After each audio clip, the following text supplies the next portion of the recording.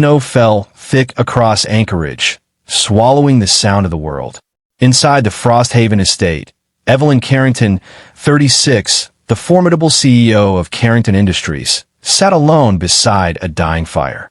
Christmas meant nothing to her now, just another day to mourn her late father, the man who'd built her world and left her too soon. When the doorbell rang 3 times, she hesitated, expecting no one. At the door stood Noah Grant, a rugged former rescue engineer, and his daughter, Lila, 8, both soaked and shivering. In his hands, a rusted metal box engraved with the Carrington emblem. Inside it, an old letter that would unravel everything Evelyn thought she knew about her father's death. Noah set the box on Evelyn's table and opened it carefully. Inside lay a weathered envelope, its edges scorched, its seal faintly marked with her father's initials. The words written across the front read, "To be returned to the one who never received it." Evelyn froze. The letter, dated a decade ago, was signed by Jonathan Carrington, her father, presumed dead after a mountain rescue mission gone wrong in the Alaskan ranges. The contents were cryptic. "There are mistakes I didn't have time to fix, but I've always been watching over you." Confused and shaken, Evelyn wondered, if her father truly wrote this, what mistake had he died trying to correct?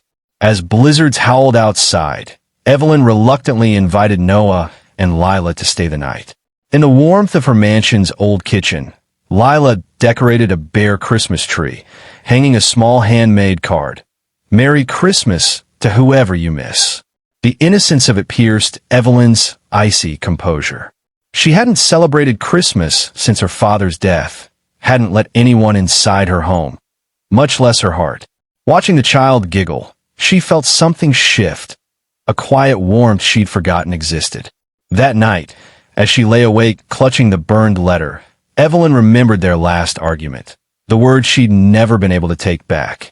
10 years earlier, Jonathan Carrington led a relief mission in the Chugach Mountains, responding to a village trapped by heavy snow. But the mission turned disastrous. A landslide buried the camp, killing most of the team. His body was found, but no personal effects, no final words. Noah revealed he had once served on a similar rescue team in the same region, though he didn't know Jonathan personally. He'd been rebuilding that same relief station when his daughter found the buried box in a cracked wall. When Evelyn asked about the fire that destroyed it years later, Noah's answer chilled her. That fire wasn't an accident. The next morning, Evelyn insisted on returning to the ruins with Noah. The old relief station was now a half-collapsed skeleton amid snow and silence. Inside, they discovered a faded photograph, her father among a group of rescue workers. To her shock, one face stood out. Michael Harlan, her father's old logistics advisor, now her most trusted board member.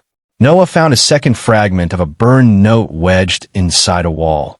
"Forgive the one who made me leave too soon." The words tore through Evelyn. Someone had sent her father into danger knowingly. The question now wasn't how he died, but why. Back in Anchorage, Evelyn dug through her father's archived documents, untouched since his death.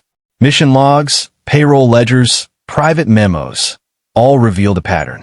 The 2015 relief mission had been approved hastily by Carrington Industries' board despite warnings of unstable terrain. One signature appeared repeatedly in financial irregularities, Michael Harlan's. He'd been promoted weeks after the disaster, rising through the ranks under Evelyn's naive trust. When Noah reviewed the rescue maps, he noticed the evacuation route her father had argued against, the one that led directly into the avalanche path. Evelyn's blood ran cold. Her father hadn't died by chance. He'd been silenced. With Noah's help, Evelyn traced Harlan's offshore accounts, money diverted from relief funds years before her father's death.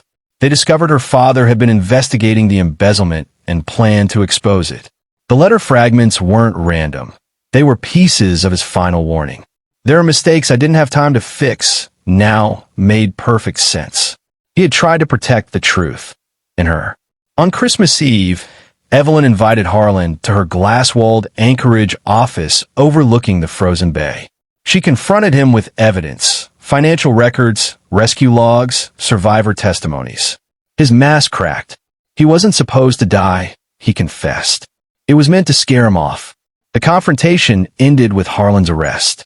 Evelyn's world imploded publicly. The headlines screamed corruption, betrayal, scandal. But amid the chaos, she found peace in knowing her father's death was not in vain. Noah stayed by her side through the storm, helping her navigate the legal battles and the press. For the first time in years, Evelyn wept, not from guilt but from release. Her father had died fighting for integrity, and she would carry that torch. When Lila asked softly, "Does it still hurt?" Evelyn answered, "Yes, but it's the kind of hurt that teaches you who you are." Months later, Evelyn and Noah restored the relief station into a new center for rescue training and community aid, Carrington House. On opening day, snow fell softly as Evelyn delivered a speech that would echo across Alaska. "My father didn't leave behind riches. He left behind the belief that help will always knock on your door, sometimes in the form of strangers." Lila smiled proudly beside her, clutching Evelyn's hand. The story of Jonathan Carrington's sacrifice sparked reforms across the industry, transforming tragedy into a legacy of hope and transparency. 1 year later, the Frosthaven estate no longer stood silent. Lila's drawings covered the walls, and Noah's laughter filled the kitchen. Evelyn no longer waited for someone to knock. She had built her own family. On Christmas night, Lila handed her a card that read, "If Grandpa Jonathan could write again, he'd say thank you for letting people in." Evelyn looked out at the snowfall beyond her window and whispered, "I think he already did." The fire crackled warmly. This time, the house wasn't cold, the table wasn't empty, and the woman who once waited alone had finally come home.